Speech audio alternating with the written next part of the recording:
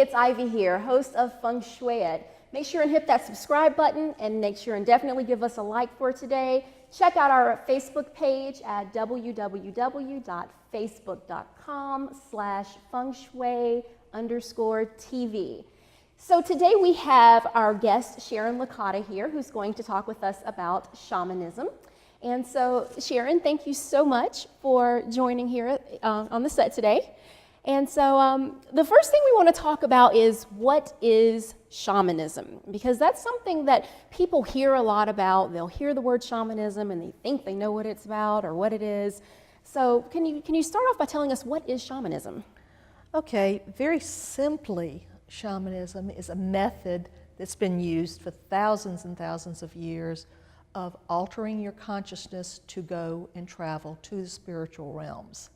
Okay? It encompasses a great number of other things as well, but that's really the primary feature, and that those journeys, as they're called, were made for bringing back information both for healing and actually survival of the tribe or community that the shaman was working for. Okay, and so are there different types of shamanism, or is it just one type of shamanism and people do different things in it, or how does that work? Okay, shamanism is actually a Tuvan word, a Siberian word, which means one who sees. Sees in obviously other realms, spiritual realms. So yes, there are many different types of shamanism, but they're actually called by different names. Okay. Like I say, shamanism is the Siberian word, gotcha. And it has been brought to the West as kind of the umbrella. But, I mean, there's medicine men in the Native American, the South American people have 2 or 3 different words that they use. The Aborigines in Australia have another word that they use. There's lots of different terms, but like I say, all of it ultimately means those helpers or workers of the community that travel to other realms to bring back information and healing power for their community. Okay. Now who can experience a shamanic journey or have this shamanic experience? Because we're going to get into this journeying. This is a really big concept. It's exciting. It's a lot to talk about. So journeying, we're going to kind of tiptoe around. We'll get back to what journeying is. But who can experience a shamanic journey? The reality is that we're all hardwired for this. The ability to shift our consciousness is something that we've kind of lost in the Western world.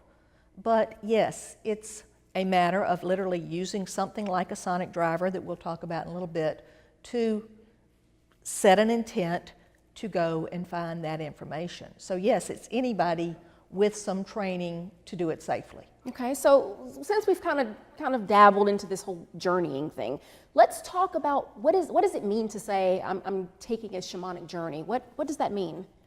What's that experience like? Okay, that's going to be different for everybody. Every person. And different in what traditions you're working in, or what tradition that person is in. In core shamanism, which is what I work with, is a matter of literally setting an intent and then turning on a sonic driver, which is a fancy term for a drum beat or a rattle at a certain speed, and then literally separating and going to that realm and meeting with the compassionate helping spirits there to gain the information and bring it back. Now, when you're saying we're going in and we're meeting the compassionate spirits, we're going to a spiritual world, is this like meeting like your guardian angel kind of thing? Or what do we mean when we say this? Very much so. Okay.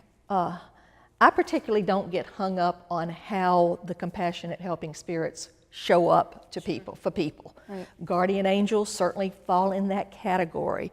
Power animals fall in that category. There's lots of different ways. The more classic ones that show up in communities again and again and again tend to be helping animal spirits and then spiritual teachers. Right. But again, like I said, when I'm working with people, I tell them, hey, how your spirits, when I teach you, we talk about power animals and spiritual teachers. But when you guys start working together, how they show up for you, they're going to meet you more than halfway. Right, right. And when we're having these experiences, you mentioned before that we use shamanism to go in and to work on or help with healing, whether it's emotional healing or it's a true physical healing of an illness or an ailment. I kind of want to mention the fact of how you got into this, because that's kind of touching into the realm of it. Yeah. Of course, you're a sculptor of Correct. stonework, clay and bronze and all sorts of things, just amazing artwork. And you actually started with shamanism through working on healing for your own self, right? Correct. Right. In the late 90s, I was given the diagnosis of rheumatoid arthritis. And obviously that made things very quickly, got very severe. For me, that they pretty much slowed me down for them to say, hello, we'd like you to consider this. Right. And being raised Southern Baptist, that was kind of like, really? Okay. But in reality, over time and learning this process, yes, you have to take care of yourself, but I'm not on any of the heavy hitter drugs, and I'm still doing my work. And we're talking now 17, 18 years later, Right. when many people with that kind of diagnosis would be very Totally debilitated. crunched up Right. at this point. Right, right. And I'm very thankful for that, and I think the practice does lead to that considerably. In my other part with working with other people, it is spiritual healing work. But what you find and what shamanism basically looks at is says, okay, let's get the person's power back. Because shamanism around the world basically works from the premise of if someone is having extreme bad luck, illness, whatever, they've lost some of their personal power. Right. Not power like, oh, go conquer the Strong, I can world. pick No, this up, right. but personal power, strength, responsibility. And so the shaman works to bring power back to the person. It can be a power animal retrieval, which is bringing a helping spirit back, like a guardian spirit, to help the person, or infusion. And in fact, that's one of the major ways that shamanism works, is restoring power to people. With the healing aspect, that's a big part of it. The other part is looking at energies that have become located in the person's body that don't belong. Right. They're not necessarily bad, they just don't belong there. Right. And so energetically, those need to be moved on to a better place for them, as well as removed from the person. And in shamanism, that's called extraction. Right. So those are two of the big ways that shamans help heal people.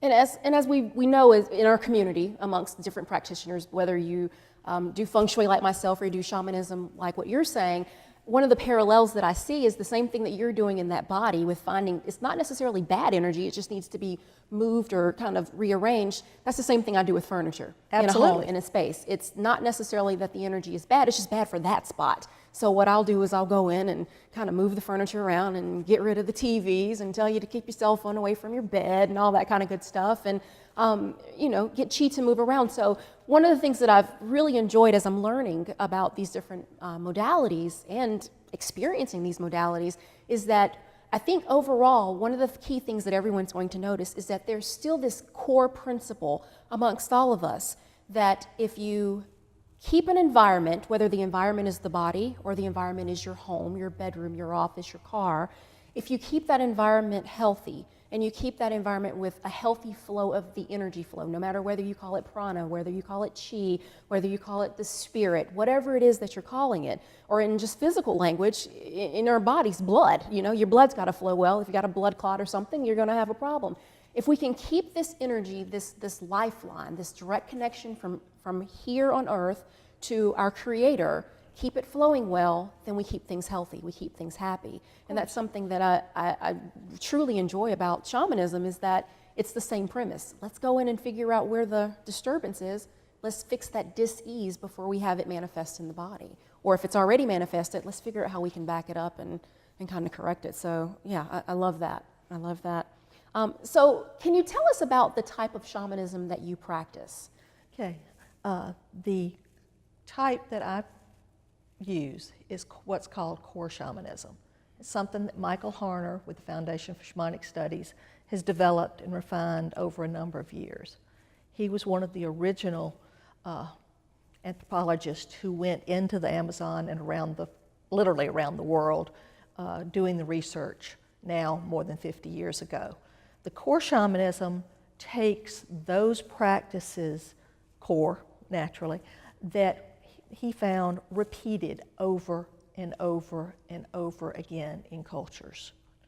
And like I say, the main ones of those are knowing how to do a shamanic journey, extraction, power animal retrieval, soul retrieval, and there's a number of others, but those are the three big ones. But core shamanism is literally looking and taking, not borrowing from any specific culture, but learning the methods of those practices that repeat over and over and over again among communities that had no contact with each other. And they all still have the exact same. Yes, are very extremely similar Right. practices. So the reality is these have been around for thousands of years. If it didn't work, it wouldn't still be here.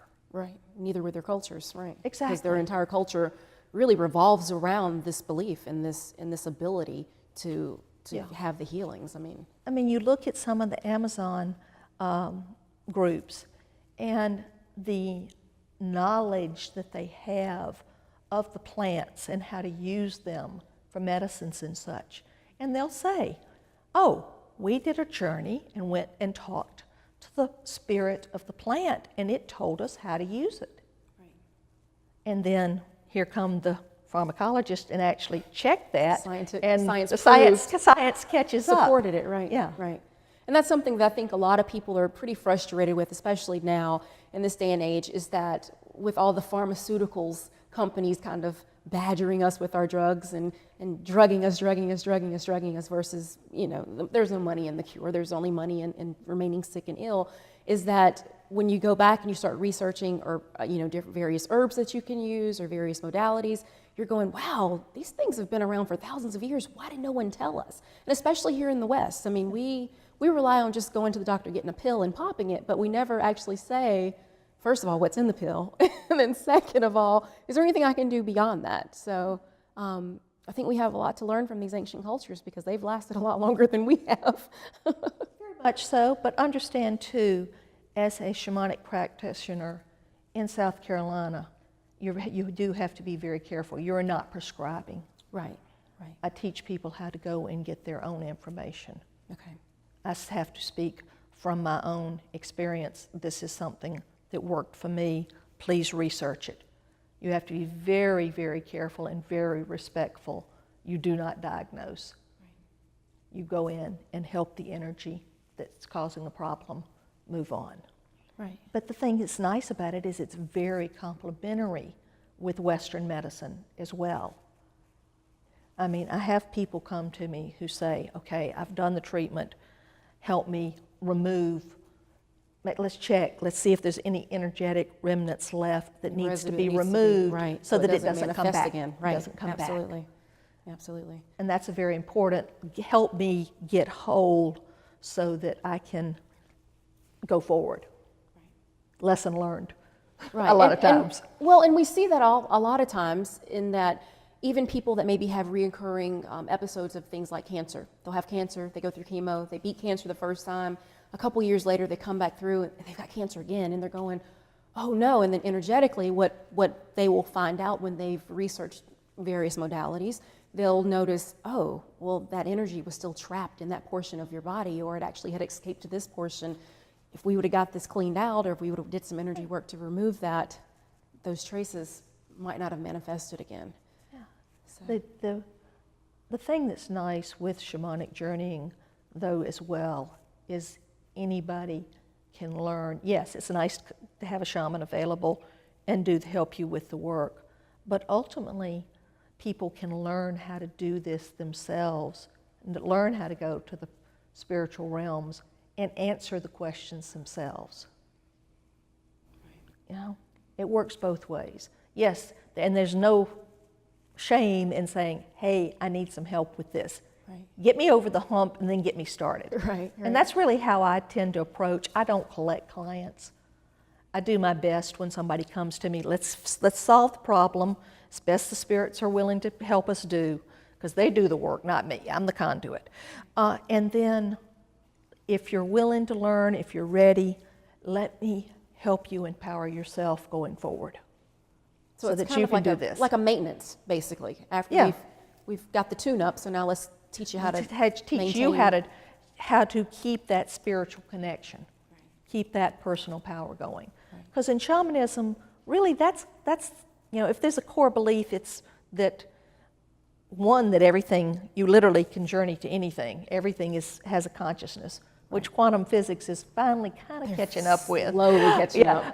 But the other part of it is that we can go and ask and keep that, by keeping that connection, we keep our own strength going. Exactly. One of the things you kind of dabbled on was about, that I want to kind of touch into, is about the ethics behind shamanism. A lot of things, people always wonder, there's this whole level of protection, and it's fear. It's really fear with most people. Can a shaman just walk past me, and are they just going to treat me and I don't even know they're doing it? Or is it that they have to have permission? Do I have to ask for this to be done? Or can I just be coughing in the grocery store and you're going to go in and journey and fix me? Or how does this work? Because there's a lot of misnomers and a lot of fear around it because they just don't know. So let's kind of talk about that. Okay, if somebody approaches the way you just described, Run. pretty much, understand that when somebody, first off, I don't go out seeking people. That's not my place. When someone contacts me, in that first responding, because a lot of it comes off the internet from various sites, the first thing in that first email is, do I have your permission to consult my spirit team on your behalf? Okay. Absolutely. And my folks that I work with, that I've developed over the years, that I'm very thankful they decided to work with me, and I still stay humbly in awe of what I see the spirits do, but they have very clear instructions. You do not give me information on somebody else unless it is necessary for my safety. The biggest one is the folks calling and wanting information for somebody else, or wanting me to do something for somebody else. Oh, they told me I could get contact. No. Have them call me. I will be more than happy to talk to them about this and see if they want to work with me, or it's a fit, or whatever. It makes sense. No. If you're working with somebody ethical, they are going to make sure they have permission each step of the way. And that's important. When it gets tricky is when you've got somebody that is seriously ill or in a coma. And if in that case, yes, that person can be worked with, but as a practitioner, you need to really know what you're doing, because that's a tricky situation. Somebody's in a coma. Yes, you can actually journey to someone in a coma and get their permission or not. And it can go either way. And that person, that soul, may tell you, I'm just trying to get ready to go. To cross over, right? And then you're there in the middle Trying to hold them on or the family wanting you to hold them on. So that's the situation where you definitely, and really you do this before you do take on anybody or to go to work for anybody, is a check-in with your spirit team and say, okay, is this a fit? Is this something that us as a team should be doing? Absolutely. Are we okay with this? Okay, how do you recommend we proceed? It's like I say, it's like people who consult angels, people who pray to the Holy Spirit and say, okay, listen, it's all very similar, if not the same thing. It's kind of even the same way with me when I go into a home before I do a Feng Shui consult. I'll go in and I'll kind of you'll see me, and most of my close clients now, they actually notice me as soon as I walk up to the front door. Before I walk in, I'm consulting the energy of that house, because first of all, I don't deal with any type of dark energy at all. I run. And there's people that are out there that can handle it. I'm just not that person willing to do that. No volunteer here. So, and they'll actually notice me and they'll go, "Oh, you're not going to come in yet." I'm going, "No, we just need to see if this is what we need to be doing," because everything does have a consciousness. And this is something that I think you'll find, not necessarily you, but I think our audience will find across all of these types of various wellness modalities.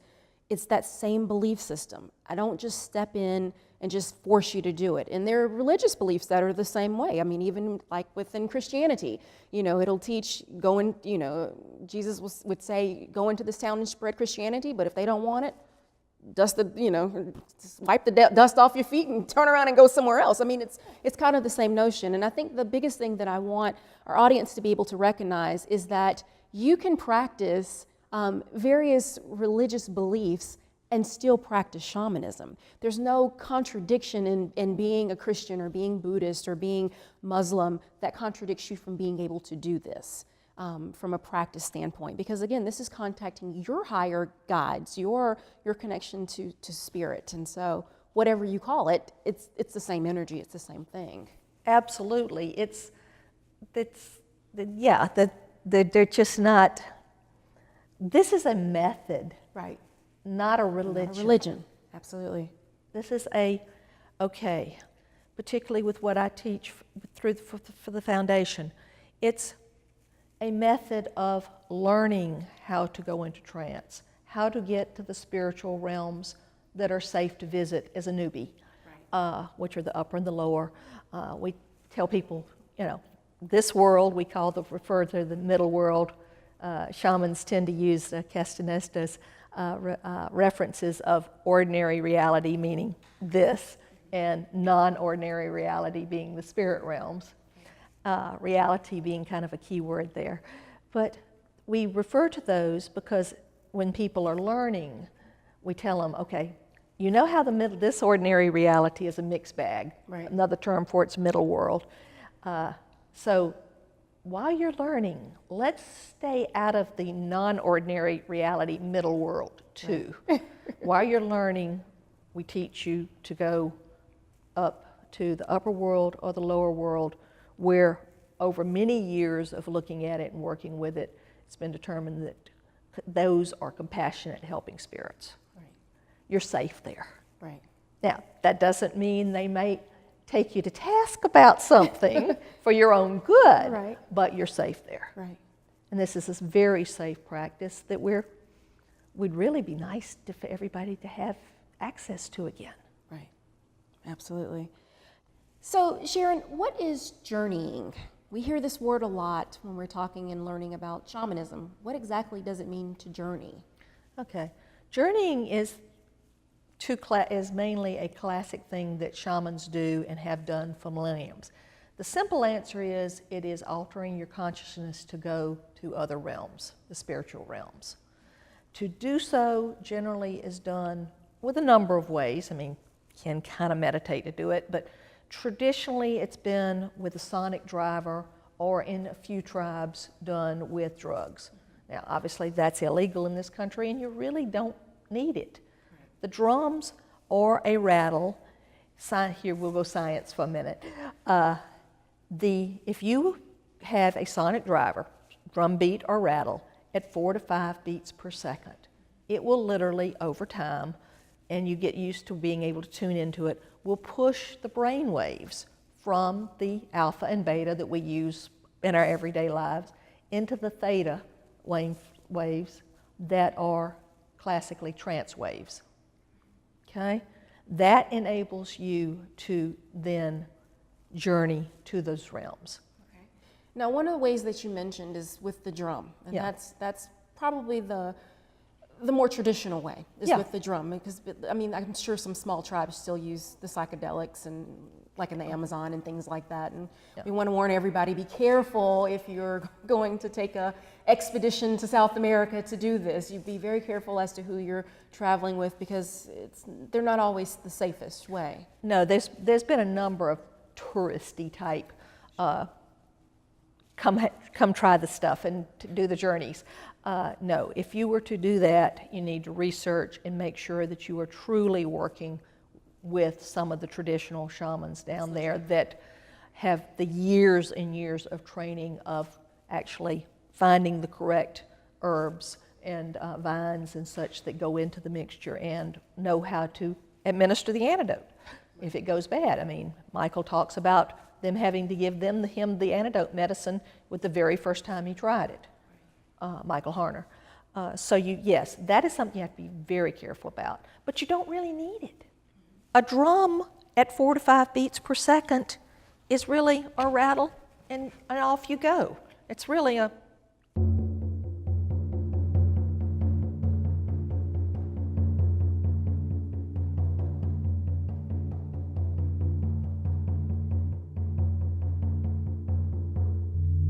And typically, if you look for a tape or a CD or whatever to use, you really want to make sure that you have that speed, because that's really the key. Okay, now you showed us one rhythm that's used in order to, I guess, to start the journey. Now, does the rhythm change at different phases throughout this experience, or does it remain the same, or does it stop? Typically, particularly if you're drumming for a group or for yourself, you don't need so much for yourself, but if you're journeying for a group that are journeying together, you will be doing the 4 to 5 beats a second. Then when it's time for them to start to return or time to stop, you signal with a series of 4 beats, actually 4 rounds of 7 beats.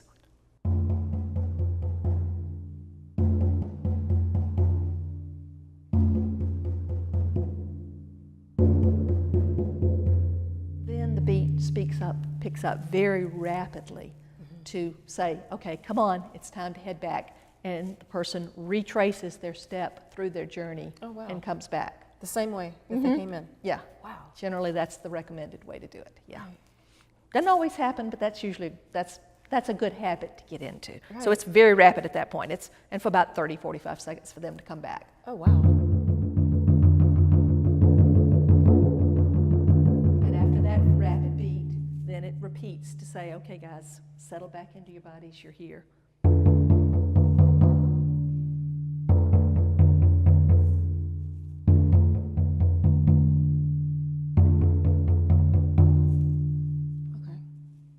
That's really cool. Wow. Okay. And then the other thing is I did bring it, obviously this is being done with your eyes closed or in the dark or whatever.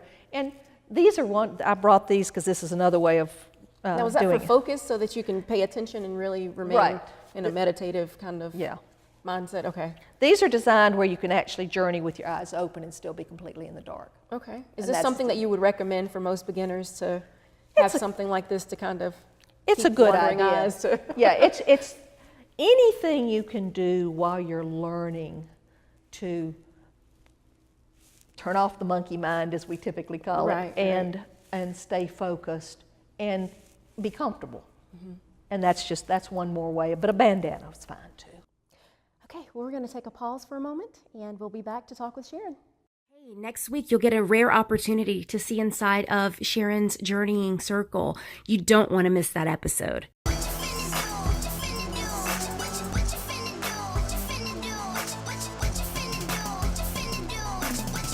Hey, it's Ivy here, host of Feng Shui It, and we are announcing today's Wonder Why Wednesday winner. But before I do, make sure you've hit that subscribe button because I don't want you to miss anything on this channel that we post because you could be our next winner. Fran Williams, you're my winner today. Your question that you want me to answer is, I'm looking to buy a new dining room table. Are there any tips you can give me to make sure my purchase has good feng shui? Yes, there are some awesome tips we can give you for your dining room. When you're looking at buying a dining room table, remember size, size, size is most important. We want to make sure that that table is not too big and it's not too small. What I mean is after you serve all of that yummy food, we don't want our guests to feel like they can't slide behind the chairs, behind it, around the walls, and all that kind of good thing. So make sure there's enough space so that our guests, after they finish eating, can walk all the way around that table and exit however they need to accordingly. The second thing is let's make sure that the edges of that table are rounded. What I mean is that round tables, oval tables, and things like that are our better choices when it comes to Feng Shui and the movement of Qi. When we have tables with really sharp points, we call those poisonous arrows in Feng Shui, and it really disrupts Qi. So in order to make sure that we have the best likelihood of Qi being happy, let's keep those edges and those corners rounded.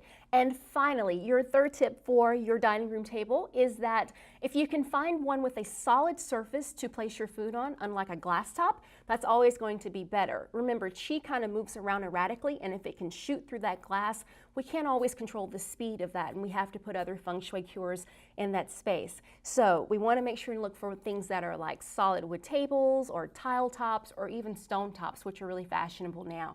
So that's your answer for that question. I hope that helps. If you want an opportunity to have me to answer your question, you can submit your question on our Facebook page at facebook.com//Feng Shui TV. Again, thanks for joining us. Hit that subscribe button.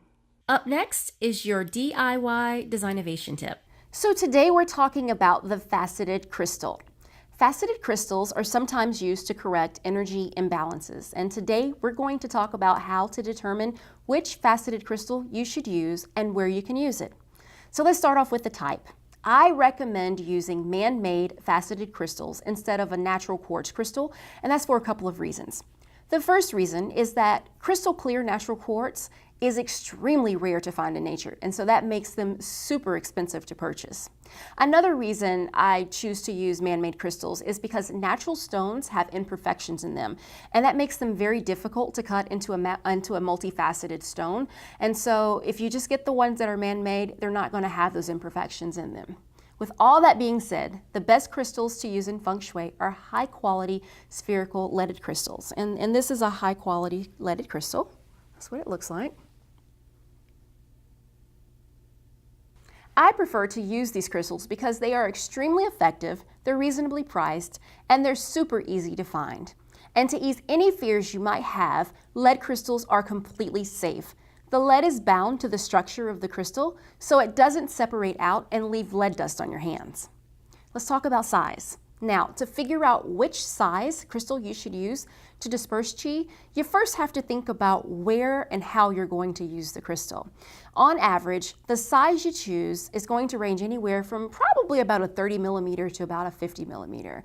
Most average size rooms, like your bedroom or average size living room, you're going to use something like a 30 or a 40 millimeter crystal. If it's a larger space, then you're going to want to get a larger crystal. You could start with the 50 millimeter or go all the way up to the massive 70 millimeter. But just remember, the larger the crystal you buy, the more it's going to cost you. To give you a little bit of a perspective as to the differences of the sizes, I want you to take a look at these crystals. This is a 50 millimeter crystal, and this is the 30 millimeter crystal. And you can see there's a pretty good size difference between the two of these. This is the size that you would use for about an average sized bedroom. This is about the size you would use for an average family room or a small foyer to a average size house.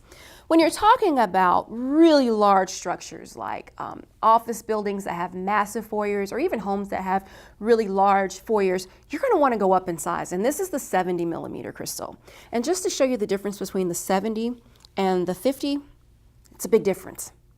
And it's a big difference in price too. So you're going to want to keep that in mind when you're looking at purchasing your crystals and where and when you're going to use them. All right? Crystals come in all sorts of colors. The color you choose really has to do with which gua you're balancing. So for example, if you need to balance energy in your foyer located in your career gua, you might choose the color blue because blue is supportive of that gua in Feng Shui, and so that's why you would want to use that blue crystal. Another way you can choose to use colors with Feng Shui is that a certain color just happens to resonate with you a little bit better. What I mean is if the color purple just makes you really happy in your office when you're doing work, then why not use a purple crystal? Because remember, Feng Shui is about making you feel good. It's about moving qi at the right speed and giving you good feelings when you're getting your work done for that space, all right? I personally prefer to use the clear crystal, and that's just because they absorb and they refract light so brilliantly. It just gives you just a real big pop with color and rainbow when those are refracting. But lastly, remember that cleaning and clearing your crystals is extremely important no matter which crystal you choose to work with. We've given you all the information on our website so that you can learn how to clean and clear your crystals effectively. Our website is located at FengShui-it.com, and that has been your DIY Designovation tip.